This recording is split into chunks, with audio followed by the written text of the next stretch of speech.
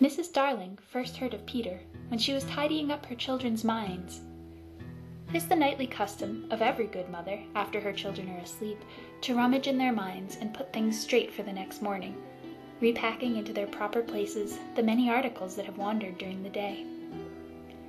If you could keep awake, but of course you can't, you would see your own mother doing this, and you would find it very interesting to watch her. It is quite like tidying up drawers. You would see her on her knees, I expect, lingering humorously over some of your contents, wondering where on earth you had picked this thing up, making discoveries sweet and not so sweet, pressing this to her cheek as if it were as nice as a kitten, and hurriedly stowing that out of sight.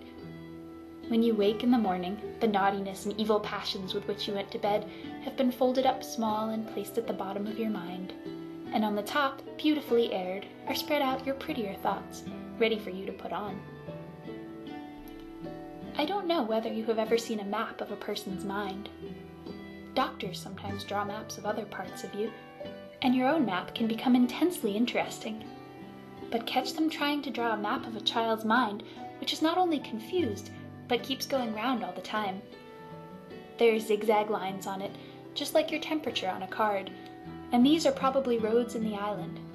For the Neverland is always more or less an island, with astonishing splashes of color here and there, and coral reefs, and rakish-looking craft in the offing, and savages, and lonely lairs, and gnomes who are mostly tailors, and caves through which a river runs, and princes with 6 elder brothers, and a hut fast going to decay, and one very small old lady with a hooked nose. It would be an easy map if that were all, but there is also first day at school, religion, fathers, the round pond, needlework, murders, hangings, verbs that take the dative, chocolate pudding day, getting into braces, say 99 threepence for pulling out your tooth yourself, and so on. And either these are part of the island, or they are another map showing through, and it is all rather confusing, especially as nothing will stand still. Of course, the Neverlands vary a good deal. John's, for instance, had a lagoon with flamingos flying over it, at which John was shooting, while Michael, who was very small, had a flamingo with lagoons flying over it.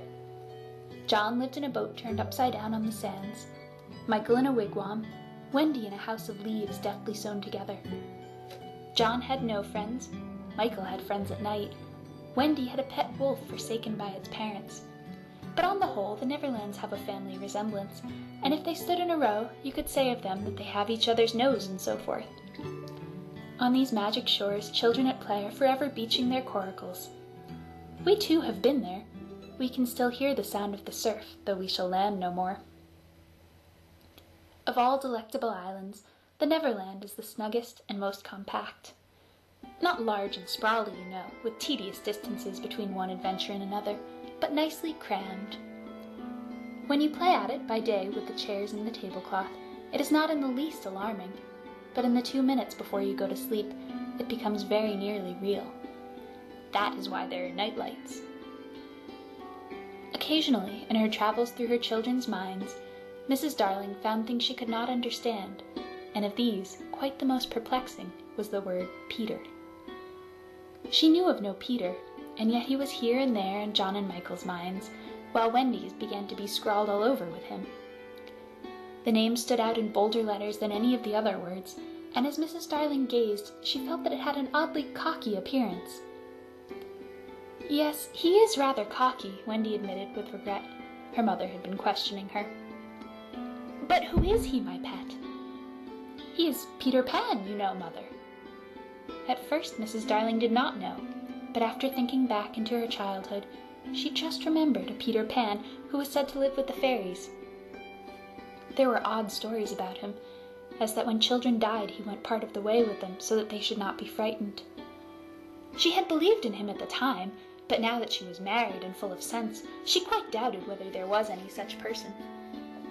Besides, she said to Wendy, he would be grown up by this time.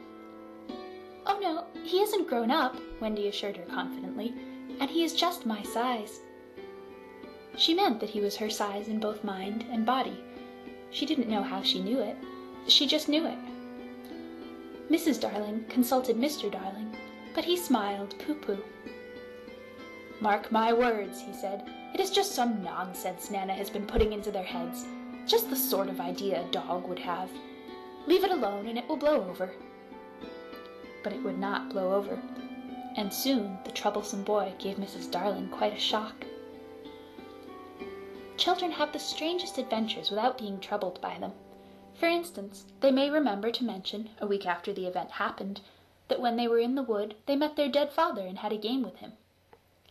It was in this casual way that Wendy one morning made a disquieting revelation. Some leaves of a tree had been found on the nursery floor, which certainly were not there when the children went to bed, and Mrs. Darling was puzzling over them when Wendy said with a tolerant smile, "I do believe it is that Peter again." "Whatever do you mean, Wendy?" "It is so naughty of him not to wipe," Wendy said, sighing. She was a tidy child. She explained in quite a matter-of-fact way that she thought Peter sometimes came to the nursery in the night and sat on the foot of her bed and played on his pipes to her. Unfortunately, she never woke, so she didn't know how she knew. She just knew. "What nonsense you talk, Precious. No one can get into the house without knocking." "I think he comes by the window," she said. "My love, it is 3 floors up." "Were not the leaves at the foot of the window, Mother?" It was quite true. The leaves had been found very near the window. Mrs. Darling did not know what to think, for it all seemed so natural to Wendy that you could not dismiss it by saying that she had been dreaming. "My child," the mother cried, "why did you not tell me of this before?" "I forgot," said Wendy lightly. She was in a hurry to get her breakfast. Oh, surely she must have been dreaming. But, on the other hand, there were the leaves. Mrs. Darling examined them carefully. They were skeleton leaves, but she was sure they did not come from any tree that grew in England. She crawled about the floor, peering at it with a candle for marks of a strange foot. She rattled the poker up the chimney and tapped the walls. She let a tape down from the window to the pavement, and it was a sheer drop of 30 feet, without so much as a spout to climb up by. Certainly Wendy had been dreaming. But Wendy had not been dreaming, as the very next night showed, the night on which the extraordinary adventures of these children may be said to have begun. On the night we speak of, all the children were once more in bed. It happened to be Nana's evening off, and Mrs. Darling had bathed them and sung to them, till one by one they had let go her hand and slid away into the land of sleep. All were looking so safe and cozy that she smiled at her fears now, and sat down tranquilly by the fire to sew. It was something for Michael, who on his birthday was getting into shirts. The fire was warm, however, and the nursery dimly lit by 3 night lights. And presently the sewing lay on Mrs. Darling's lap. Then her head nodded, oh, so gracefully. She was asleep. Look at the 4 of them, Wendy and Michael over there, John here, and Mrs. Darling by the fire. There should have been a 4th night light. While she slept, she had a dream. She dreamt that the Neverland had come too near, and that a strange boy had broken through from it. He did not alarm her, for she thought she had seen him before in the faces of many women who have no children. Perhaps he is to be found in the faces of some mothers also. But in her dream, he had rent the film that obscures the Neverland, and she saw Wendy and John and Michael peeping through the gap. The dream by itself would have been a trifle, but while she was dreaming, the window of the nursery blew open, and a boy did drop on the floor. He was accompanied by a strange light, no bigger than your fist, which darted about the room like a living thing, and I think it must have been this light that wakened Mrs. Darling. She started up with a cry, and saw the boy, and somehow she knew at once that he was Peter Pan. If you or I or Wendy had been there, we should have seen that he was very like Mrs. Darling's kiss. He was a lovely boy, clad in skeleton leaves and the juices that ooze out of trees. But the most entrancing thing about him was that he had all his first teeth. When he saw she was a grown-up, he gnashed the little pearls at her.